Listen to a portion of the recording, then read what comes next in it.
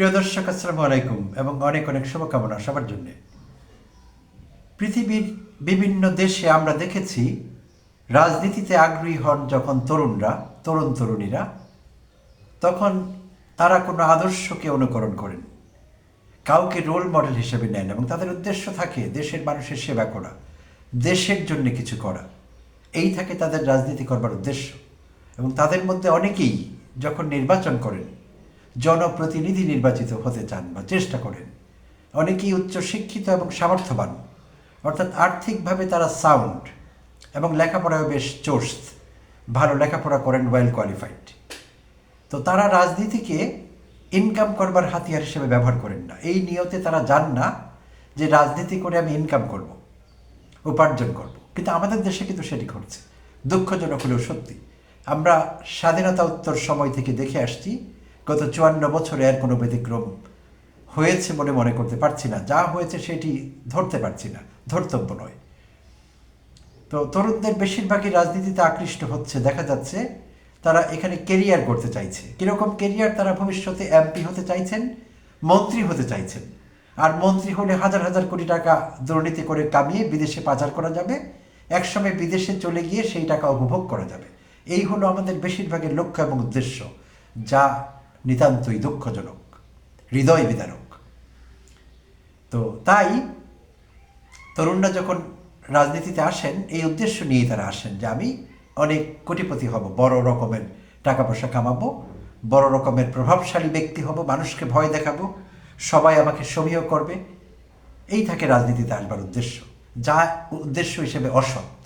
এবং অসৎ উদ্দেশ্য নিয়ে যারা আসেন, তাদের কাছ থেকে আমরা সৎ কর্মকাণ্ড কীভাবে আশা করব? আশা করতে পারি না।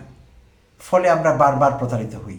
যতবারই যদি দু একবার এখানে এই দেশে ফেয়ার ইলেকশন হয়ে থাকে, তাহলে সেইখানে আমরা যাদের পেয়েছি তারা প্রত্যেকবার আমাদের সঙ্গে প্রতারণা করেছেন। বেশিরভাগ রাজনীতিবিদ, বেশিরভাগ জনপ্রতিনিধি, তারা যেই ওয়াদা করে, যে প্রতিশ্রুতি দিয়ে নির্বাচিত হয়েছিলেন, তারা সেই ওয়াদা ভঙ্গ করেছেন। কারণ ওয়াদা ভঙ্গ করবার জন্যই আসলে তারা রাজনীতিতে এসেছিলেন। আমরা বুঝতে পারিনি, আমরা সাধারণ মানুষ ধরা খেয়েছি, আমরা প্রতারিত হয়েছি। তো বাংলাদেশে এর ব্যতিক্রম খুব একটা দেখা যায় না। এবার আমরা কিছু ব্যতিক্রমী প্রার্থী দেখতে পাচ্ছি, যারা ইতিমধ্যে প্রার্থিতা ঘোষণা করেছেন এবং আসন্ন নির্বাচনে, যেটি 2026 ফেব্রুয়ারির 12 তারিখে হবার কথা, সব ঠিকঠাক থাকলে সেই নির্বাচনে প্রতিদ্বন্দ্বিতা করবেন জাতীয় সংসদ নির্বাচনে। তো অনেকের ভিড়ে এমন একজন প্রার্থীর নাম আমি এখন আপনাদের সঙ্গে শেয়ার করছি, এবং ইতিমধ্যে আপনারা থাম্বনেল থেকে বুঝতেও পেরেছেন আমি কাকে নিয়ে কথা বলবো। ইতিমধ্যে আমি বেশ কয়েকটি এপিসোড তাকে নিয়ে করেছি। ডক্টর তাসনিম জারা আমাদের অহংকার, আমাদের গৌরব। তিনি এখন এনসিপি বা জাতীয় নাগরিক পার্টির একটি কেন্দ্রীয় পদে আছেন, জ্যেষ্ঠ যুগ্ম সদস্য সচিব হিসেবে তিনি কাজ করছেন জাতীয় নাগরিক পার্টির হয়ে। আর এনসিপি থেকে তিনি প্রার্থিতা ঘোষণা করা হয়েছে তার, তিনি ঢাকা 9 আসন থেকে কন্টেস্ট করছেন আসছে নির্বাচনে। তো এটি পুরনো খবর, ইতিমধ্যে আমরা জানতে পেরেছি। তো ডক্টর তাসনিম জারার যে কথা বলছিলাম, যে তরুণীরা নির্বাচনে আসেন কিছু করবার জন্যে, 2 পয়সা কামাবার জন্যে, ক্ষমতাধর হবার জন্যে, টাকা বানাবার জন্যে। তাসনিম জারার এরকম কোনো সমস্যা নেই, এইসব কোনো কিছুই তার আসলে প্রয়োজনও নেই, তার এগুলো চাই না। এত খ্যাতি তিনি কম বয়সে অর্জন করেছেন, যেটি অনেকের জন্য ঈর্ষণীয় এবং অসম্ভব। আসলে এত কম বয়সে এরকম খ্যাতি অর্জন করা, এবং দেশে বিদেশে তিনি ইন্টারন্যাশনালি অ্যাক্লেইমড একজন হেলথ কেয়ার প্রফেশনাল, আন্তর্জাতিকভাবে সমাদৃত স্বাস্থ্য সেবার একজন পেশাদার ব্যক্তিত্ব। করোনার সময় আমরা তার সম্পর্কে জানতে শুরু করেছি আসলে ভালোভাবে। তিনি স্বাস্থ্য সচেতনতামূলক ভিডিও দিতেন এবং এখনও দেন যখনই সময় পান, জনগণকে অ্যাওয়্যার করা, পাবলিক অ্যাওয়ারনেস তৈরি করা, বিশেষভাবে স্বাস্থ্য সচেতনতামূলক। তো করোনার সময় তিনি আমাদের নানাভাবে সচেতন করেছেন। আর এই অল্প বয়স্ক তরুণী, তিনি লেখাপড়া করেছেন Dhaka medical college and hospital থেকে, তিনি MBBS করেছেন, পরবর্তীতে অক্সফোর্ড ইউনিভার্সিটি থেকে তিনি মাস্টার্স করেছেন, ডিস্টিংশন সহ উচ্চ নাম্বার পেয়ে, মার্কস পেয়ে তিনি সেখান থেকে পাশ করেছেন। মাস্টার অফ সায়েন্স ডিগ্রি নিয়েছেন এভিডেন্স বেসড মেডিসিনে। পরবর্তীতে তিনি MRCPও করেছেন যুক্তরাজ্য থেকে, এবং সর্বশেষ তিনি ক্যামব্রিজ ইউনিভার্সিটির মেডিকেল হসপিটালে মেডিকেল স্টুডেন্টদের পড়াতেন, তাদের অ্যাসাইনমেন্ট ইত্যাদি সুপারভাইজ করতেন, এবং তিনি একজন বিশেষজ্ঞ ডাক্তার। এবং গাইনোকোলজি এবং অবস্ট্যাট্রিক্সে তারও ডিপ্লোমা ডিগ্রি রয়েছে। তিনি একজন অবস্ট্যাট্রিশন এবং গাইনোকোলজিস্ট। তো তার যোগ্যতার কোনো অভাব নেই। ব্রিটিশ সরকার তাকে করোনার সময় বিশেষ অবদানের জন্য ভ্যাকসিন লুমিনারি হিসাবে তাকে উপাধি দিয়েছেন, তাকে একটি টাইটেল দেওয়া হয়েছে। লুমিনারি কথাটির মানে হলো যিনি আলো ছড়ান। আলো ছড়ানো মানুষ তাসনিম জারা। বিলেতের সে আলো ঝলমল নিরাপদ জীবন ফেলে তিনি এখন বাংলাদেশে এই কলুষিত দুর্নীতিতে আপাদমস্তক ঢাকা আমাদের এই রাজনীতিতে তিনি জয়েন করেছেন টু পয়সা কামাবার আশায় নয়, আমাদের কিছু দেবার জন্যে, দেশের প্রতি ভালোবাসা থেকে, প্রিয় দর্শক। আর তার হাজব্যান্ড সাইফুল্লাহ খালিদ, তিনিও একজন প্রফেশনাল। তিনি ঢাকা বিশ্ববিদ্যালয়ের একজন মেধাবী ছাত্র ছিলেন আইন বিভাগের। সেখান থেকে ডিগ্রি নিয়ে তিনি যুক্তরাজ্যের অক্সফোর্ড ইউনিভার্সিটি থেকে ইন্টারন্যাশনাল হিউম্যান রাইটসে মাস্টার্স করেছেন, এবং তিনি একজন হিউম্যান রাইটস অ্যাডভোকেট। এবং তারা দুজন স্বামী স্ত্রী কো-ফাউন্ডার হয়ে একটি অ্যাপ্লিকেশন বানিয়েছেন, সহায় হেলথ। আর এই সহায় হেলথে যুক্ত আছেন 1 লক্ষ নারী বাংলাদেশের। তারা এখান থেকে স্বাস্থ্য বিষয়ক সুবিধা নিচ্ছেন, এবং আরও অনেকে হয়তো জানেন না, তাই তারা যুক্ত হননি।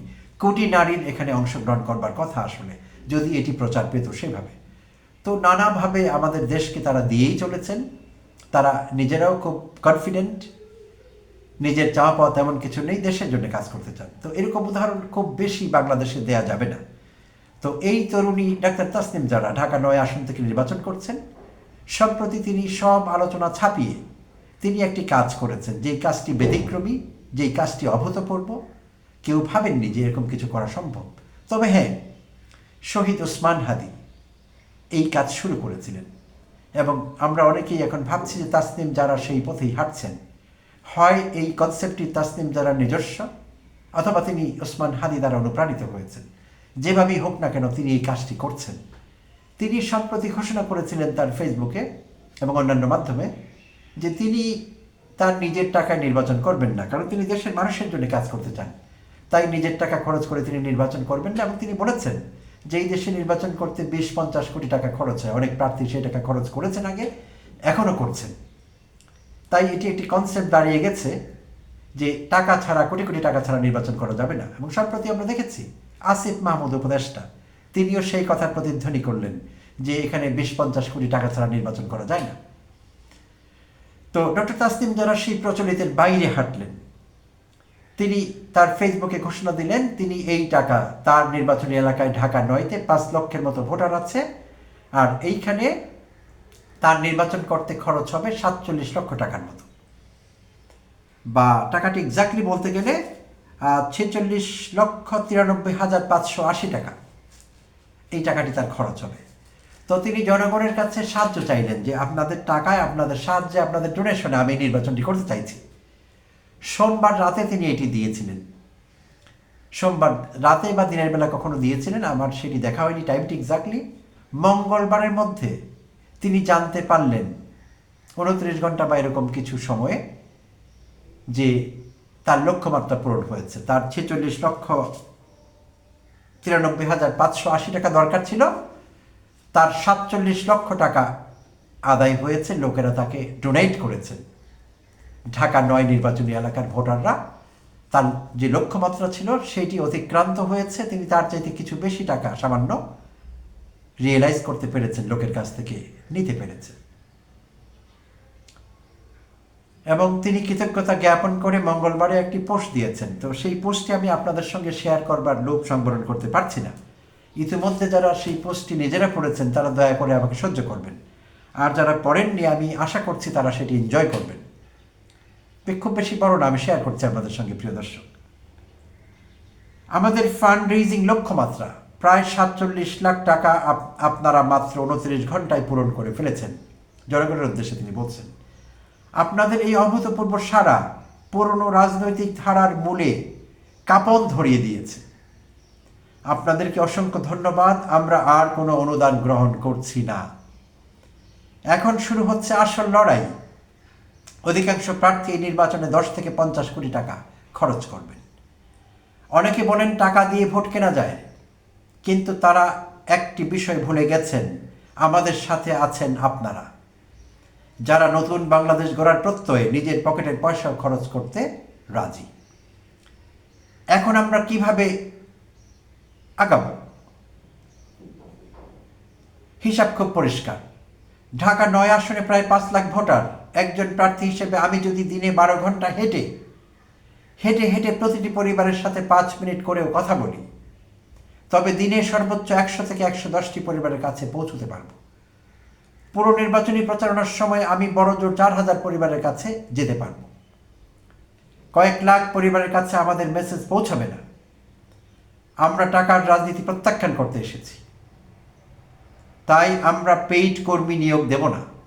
নতুন রাজনীতি গড়ার এই লড়াইয়ে জিততে হলে, মানুষের কাছে আমাদের কথা পৌঁছতে হলে স্বেচ্ছাসেবকদের ভূমিকা অপরিহার্য। আপনাদের অনেকেই হয়তো ঢাকা 9-এর ভোটার নন, কিন্তু আপনাদের আত্মীয়, বন্ধু, সহকর্মী, পরিচিত কেউ না কেউ এই এলাকায় থাকেন।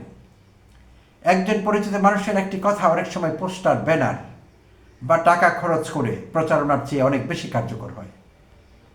আমি এই ক্যাম্পেইনে নিয়ম মেনে পোস্টার লাগাইনি, অন্য প্রার্থীরা লাগিয়েছেন। এই অসমতা কাটাতেও আপনার একটা ফোন কল সাহায্য করতে পারে। এছাড়া আপনাদের কাছে আমার আরও 2টি সুনির্দিষ্ট আহ্বান আছে। সপ্তাহে মাত্র 4 থেকে 8 ঘন্টা সময় দিন আমাদের হয়ে মানুষের দ্বারে দ্বারে যাওয়ার জন্য। আপনার 2টি কথা একটি পেইড বিলবোর্ডের চেয়ে 1000 গুণ শক্তিশালী হবে। একা একা নয়, আপনি ট্রেনিং নিয়ে একটি টিমের সাথে এই কাজটি করবেন। আগ্রহী হলে এই গ্রুপে জয়েন করুন। একটি গ্রুপের জয়েন করবার লিঙ্ক দেওয়া আছে। তো প্রিয় দর্শক, the message is clear. Tasnim যারা যা বলতে চেয়েছেন, মেসেজটি খুব পরিষ্কার, আমি বিশ্বাস করি। এবং নতুন বাংলাদেশ গড়তে হলে আমাদের প্রচলিতের বাইরে যেতে হবে, আর কোনো বিকল্প নেই। আমরা স্টেটাস কো কিংবা স্থিতাবস্থা জারি রেখে নতুন বাংলাদেশ গড়তে পারবো না।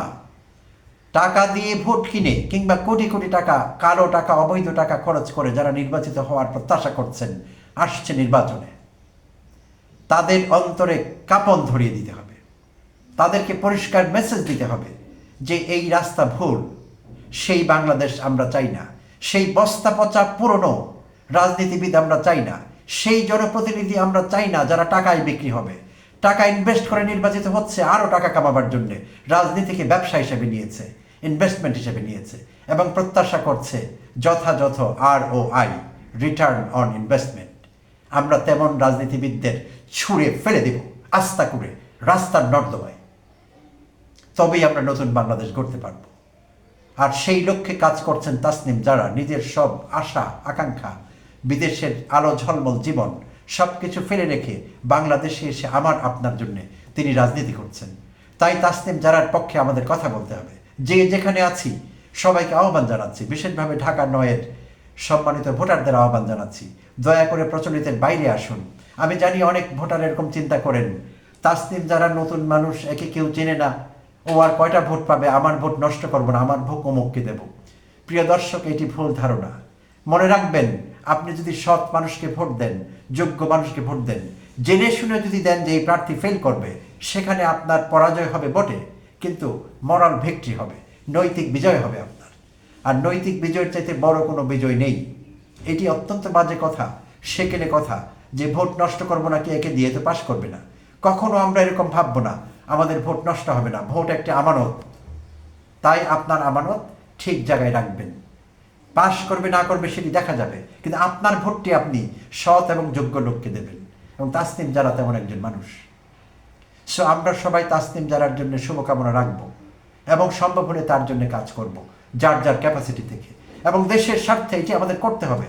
একজন তাসনিম যারা অত্যন্ত ইম্প্যাক্টফুল হতে পারেন, বাংলাদেশের জন্য গ্রেট ইম্প্যাক্ট রাখতে পারেন স্থানীয়ভাবে এবং আন্তর্জাতিকভাবে। তাই এটি আমাদের বিবেকের কাছে, আমাদের দায়বদ্ধতা আছে, আমাদের জবাবদিহি আছে।